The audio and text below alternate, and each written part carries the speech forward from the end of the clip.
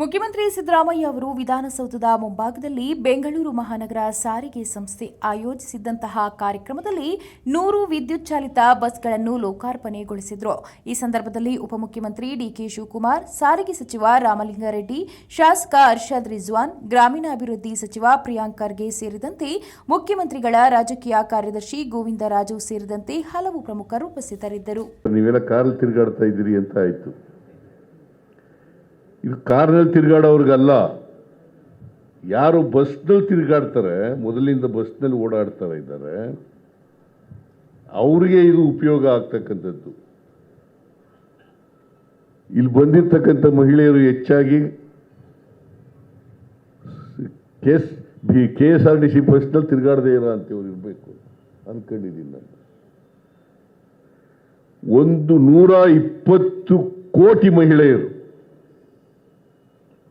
June 11ರಲ್ಲಿ ಪ್ರಾರಂಭ ಆಯಿತು ಈ ಕಾರ್ಯಕ್ರಮ. ವಿಶೇಷವಾಗಿ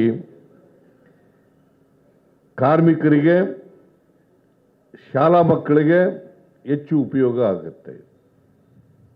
ಉಚಿತವಾಗಿ ತಿರುಗಾಡ್ತಕ್ಕಂಥದ್ದು ಕಾರ್ಮಿಕ ಮಹಿಳೆಯರಿಗೆ, ಇತರ ಮಹಿಳೆಯರಿಗೆ ಮತ್ತು ಶಾಲೆಗೆ ಹೋಗ್ತಕ್ಕಂಥ ಮಕ್ಕಳಿಗೆ, ಹೆಣ್ಮಕ್ಳಿಗೆ ಹೆಚ್ಚು ಉಪಯೋಗ ಆಗ್ತದೆ.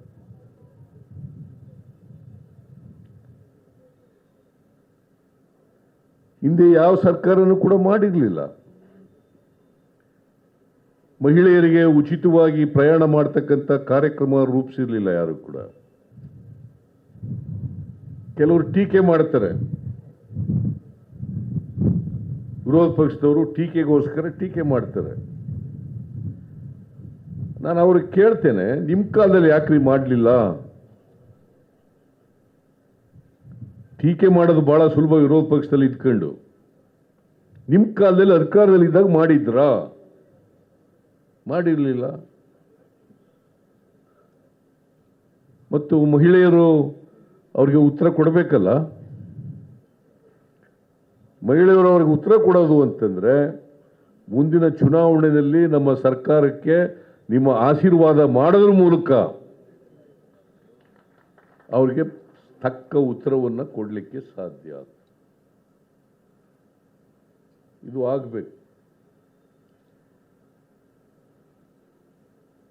ಬಹುಶಃ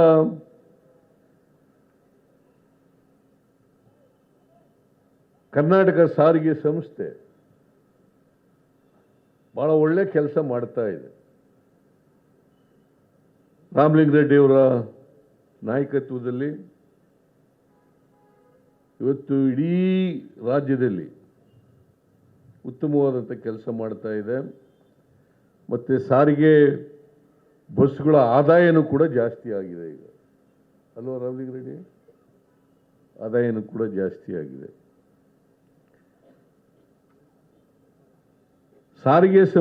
ಸಾರಿಗೆ ಬಸ್ಗಳು ಲಾಭ ಮಾಡಬೇಕು ಅನ್ನೋದು ಸರ್ಕಾರದ ಉದ್ದೇಶ ಅಲ್ಲ.